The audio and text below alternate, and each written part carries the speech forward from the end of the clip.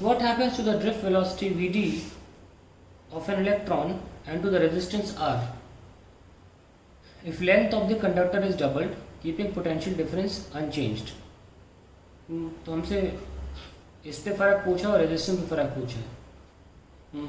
सो Vd होता है ई टॉ by M, और अगर हम ई टॉ बाई एम को अलग कर लें और ई को खोलें तो ई क्या था, वी बाई एल। तो वी को हमें सेम रखना है, ये पोटेंशियल डिफरेंस है वी यहाँ पर। So we see that V हमें सेम रखना है।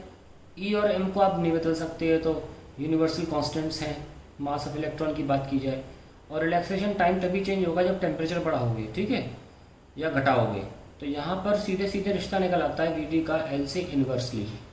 तो कह रहे हैं कि अगर लेंथ इज डबल्ड तो वी डी हाफ्ड हो जाएगा, तो हम लिख सकते हैं वी डी इज हाफ्ड, ठीक है।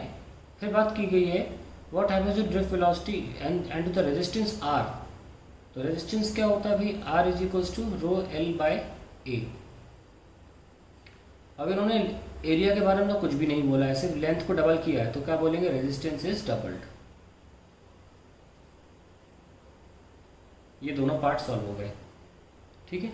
अब हम बात करते हैं नेक्स्ट क्वेश्चन की, देख लेते हैं।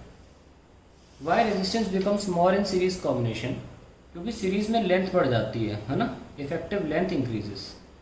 R1 R2 क्या लिखेंगे, as resistance is proportional to length in series the effective length increases, effective length increases. Now next question, why resistance becomes less in parallel. ये अच्छा क्वेश्चन है। देखिए मान लो ये वायर है और फिर यहाँ के बाद दो रास्तों में वायर निकल आते हैं ऐसे। मान लीजिए यहाँ इस रास्ते में 5 इलेक्ट्रॉन आ रहे थे। अब 5 इलेक्ट्रॉन दो रास्तों में जाने की इजाज़त है। यहाँ मान लो 2 निकल गए या 3 निकल गए, वायर अभी भी उतना ही मोटा है, पर 5 इलेक्ट्रॉन इस जगह को पतला महसूस कर रहे थे, यहाँ थोड़ा मोटा महसूस करेंगे क्योंकि यहाँ से 2 इलेक्ट्रॉन है। तो हम ये कहते हैं कि वायर भले ही ये वाला भी उतना ही मोटा जितना ये है, लेकिन यहाँ इलेक्ट्रॉन कम चले गए हैं।